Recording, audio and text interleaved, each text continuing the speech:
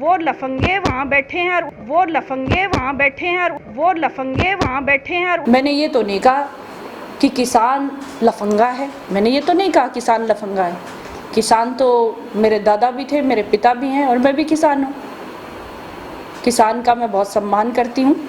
मैं उन लोगों को, उन किसानों को लफंगा नहीं कह रही, मैं उन लड़कों को लफंगा और दारूबाज कह रही हूँ जिन्होंने बीजेपी की बैठक में आके तोड़फोड़ की, हमारे मान सम्मान को ठेस पहुंचाई। किसी न किसी मुद्दे को लेकर विवादों में रहने वाली भाजपा की तेज तर्रार महिला मंडल की प्रदेश उपाध्यक्ष व अदाकारा सोनाली फोगाट एक बार फिर अपने बयान को लेकर चर्चा में हैं।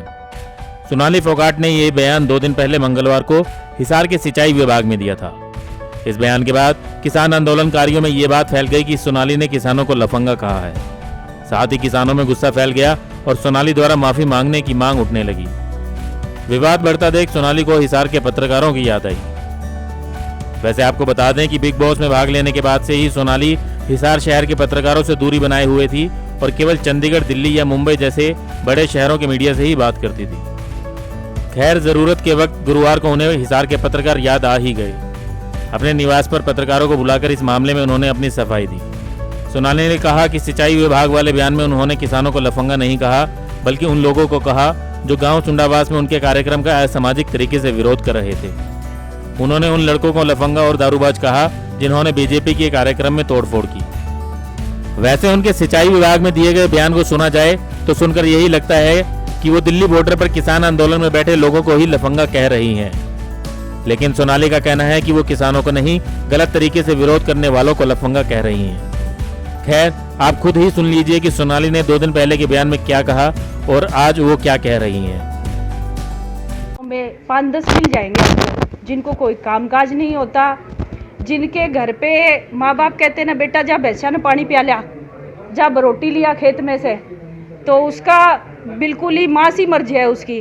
और सिर्फ यूँ होवे कि पंखा मिल जाए, कड़ेर कड़े खाट मिल जाए, मैं आराम से ठाट से बैठूं, बीड़ी फूकूं, फूकूं, उस तरह के हुए वो। और उन्होंने मिल गई बॉर्डर पे एसी लगे हुए, ट्रैक्टर ट्राली मिल गए, वॉशिंग मशीन मिल गई, ऑटोमेटिक कपड़े धोने। वहाँ नहीं ना, खुद कई घर में लुगाइयाँ, मतलब कई ब्याह भी को नहीं हो रहे तो कपड़े भी खुद ही धोने पड़े। वहाँ ऑटोमेटिक मशीन है और शाम को बोतल मिला है पीने, मुर्गे मिल जाए उनने खाने, और नाच गाना मिल जाए देखने, और एसी में रहे सारा दिन ठाट से। तो वो जब उनको पास जो फैसिलिटी मिल गई, वो भैंसा ने पानी क्यों पियाने आवेंगे और क्यों वो रोटी ले आवेंगे, अपने माँ बाप की सेवा करेंगे? हैं, वो बुढ़े बाप नहीं भेजेंगे बेचारे ने, धार भी काटनी पड़े, इस तरह के काम करने पड़े। वो लफंगे वहाँ बैठे हैं और उनको ऑर्डर मिलता है भाई ये सारी सुविधा ले ली जाएगी अगर सोनाली फोगाट का विरोध नहीं किया तो। वो लफंगे करते हैं विरोध। ये किसान सुंडावास गांव में विरोध हुआ ना, आपने देखा होगा, कोई वीडियो भी आई है, उसमें गांव के लोग बैठे आराम से दीवारों पे, क्योंकि गांव का किसान है, उसको समझ में नहीं आ रहा किसका साथ दें। भाई इस मैडम का साथ दें कि लफंगों का साथ दें, इसलिए शांति से वो तो बैठे थे, 200-250 लोग इकट्ठे बैठे थे। किसान तो वो थे, पर कुछ 10-12 लफंगे थे जो हुआ कर रहे थे, दरवाजे तोड़ रहे थे। हमारे कार्यकर्ताओं को चोट भी लगी है, ये आ रहे हैं सूरजवान मेला, जीन को चोट लगी है, राम किशन जोगी को चोट लगी है। एक लड़की हमारे साथ रवीना, महिला मोर्चा की 4 महिलाएं थी, उस लड़की को पता क्या कहते हैं, वो पास के गांव की है, मोडा खेड़ा की, उसको कहते हैं इसके बाल पकड़ के घसीटो इसको। उन्हीं के गांव की लड़की, पास के गांव की, उसको कहते हैं इसको बाल पकड़ के घसीटो, ये दोबारा नहीं आएगी। बताओ, ऐसे लफंगे हैं, उन पे लगाम लगानी चाहिए। मेरी डीआईजी साहब से कल बात हुई, डीआईजी साहब बोले मैडम आप दो हमें और उन पे कार्रवाई करेंगे, सख्त से सख्त कार्रवाई करेंगे उन लफंगों पे। ओवरऑल आप ये मानते हैं कि किसान आंदोलन में लफंगे? किसान आंदोलन में देखो, किसान भी अवश्य है, लेकिन किसान को गुमराह कर दिया गया है। पर वो जो उनको जो फैसिलिटी सुविधा मिल रही है ना, जो एसी में रहना चाह रहे हैं, जो इस तरह के है तफरी करने वाले, लफंगेबाजी करने वाले हुए, वो जो है लोग जिनको काम दाम नहीं है, जो ना आगे भविष्य का फिक्र, जिनको ना अपने माँ बाप की चिंता, वो लोग हैं। लोगों को मैंने सारी बातें बताई कि बुढ़ाक के किसान आए हुए हैं, बुढ़ाक, बांडाड़ी, 2-3 गांव के किसान आए हुए हैं। तो उस मामले में किसानों की सुनवाई कई दिनों से नहीं हो रही थी पानी के मामले में, तो वो उसके लिए भाई एससी साहब ने हमारा फ़ोन नहीं उठाया। मैं चली गई, मैं आमने सामने बैठ के बात करें, अगर आप हमारी बात का जवाब नहीं देते तो हम मुख्यमंत्री जी से इस बारे में पूछें। तो उस समय आप लोगों ने मुझसे सवाल किए कि मेरी बैठक में सुंडाबास में क्या हुआ, तो मैंने आपको बताया भी कि हमारी बैठक, जो कुछ लोग कहते हैं कि इनको भगा दिया गया, बैठक नहीं करने दी, उसको मैं क्लियर कर दूं। 3.5 घंटे बैठक चली है और बैठक हम पूरी करके आए हैं। तीनों मंडलों की कार्यकारिणी जो संपूर्ण हुई, चाहे काजला की हो, चाहे आदमपुर की हो, चाहे वो सुंडाबास की हो, बालसमुंद मंडल की, उस बैठक में कुछ लोग आए और उन लोगों ने बैठक के दौरान हू हल्ला किया। वो चलिए प्रदर्शन कर रहे थे, लेकिन प्रदर्शन का एक तरीका होता है कि आप एक जगह पे खड़े होकर नारेबाजी कर सकते हो, लेकिन आप जहाँ बैठक चल रही है उस कमरे में पेड़ को लाके तोड़ के काट के और उससे उस दरवाजे को ठोक के तोड़ नहीं सकते जहाँ पे बैठक चल रही है। जिस अधिकार से वो आंदोलन कर रहे हैं या प्रदर्शन कर रहे हैं, उसी अधिकार से हमें भी बैठक करने का अधिकार है। आप लोगों से पूछना चाहती हूँ, क्या हमें बैठक करने का अधिकार नहीं है? अगर हमें नहीं है, संविधान ये कहता है हम बैठक ना करें और वो प्रदर्शन करें और मारपीट भी करें, तो हम पीछे हट जाएंगे। बीजेपी का कोई कार्यकर्ता बैठक नहीं करेगा। अगर संविधान हमें अधिकार देता है हम भी अपना कार्य कर सकते हैं, तो हम ज़रूर करेंगे और उसका जवाब भी देंगे। और बैठक ख़त्म होने के बाद उन लोगों ने जो चाय समोसे कार्यकर्ताओं के लिए आए थे, वो चाय समोसे लूट लिए, पानी के कैंपर थे वो तोड़ दिए। महिलाओं को, 4 महिलाएं थी, उनको कहा कि इनके बाल पकड़ के घसीटो, ये दोबारा नहीं आएंगी, दोबारा बैठक का हिस्सा नहीं बनेंगे, इनके बाल पकड़ के घसीटो। जबकि वो महिलाएं थी उसी जगह की, पास के गांव की महिलाएं थी, उन्हीं की बहनें थी। भारत माता की फ़ोटो को तोड़ा गया, पंडित दीनदयाल उपाध्याय जी की फ़ोटो को तोड़ा गया, डॉक्टर श्यामा प्रसाद मुखर्जी की फ़ोटो को तोड़ा गया। भारत माता की फ़ोटो को तोड़ना कहाँ तक उचित है? इन लोगों ने ये कार्य किया जो कि मैं इसको बहुत ही घिनौना बता रही हूँ।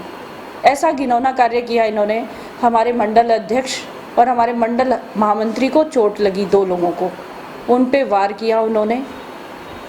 ये कहाँ तक उचित है? उन लोगों ने ये सारी चीज़ें की।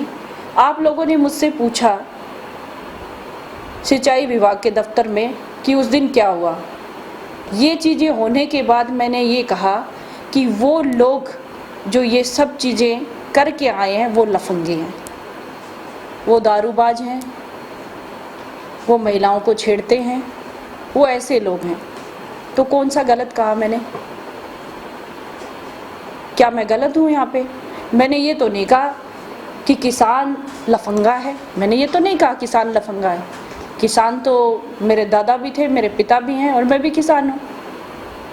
किसान का मैं बहुत सम्मान करती हूँ। मैं उन लोगों को, उन किसानों को लफंगा नहीं कह रही, मैं उन लड़कों को लफंगा और दारूबाज कह रही हूँ जिन्होंने बीजेपी की बैठक में आके तोड़ फोड़ की, हमारे मान सम्मान को ठेस पहुँचाई।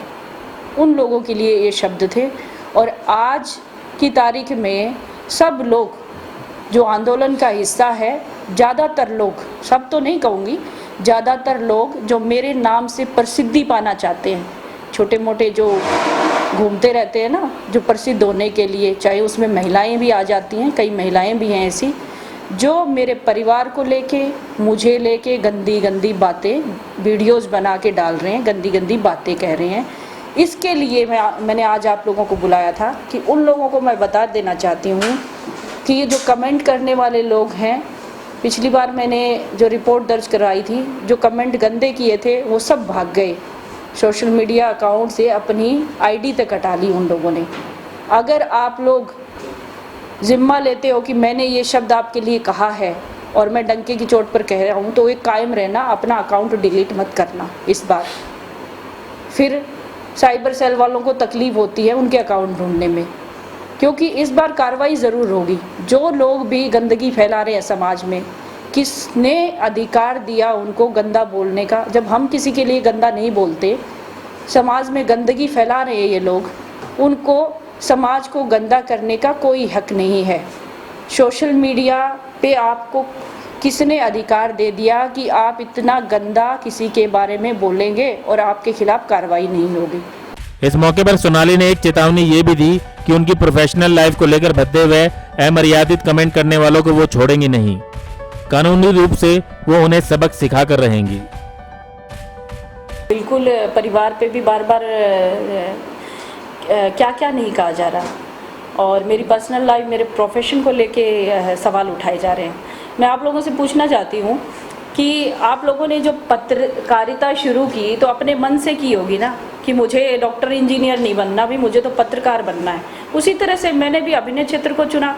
मैं राजनीति से पहले अभिनय क्षेत्र में थी, मॉडलिंग करती थी, बहुत अच्छे अच्छे ब्रांड्स के लिए मैंने मॉडलिंग की है, बहुत सारा काम किया है। पिछले 20 सालों से मैं काम कर रही हूँ अभिनय क्षेत्र में।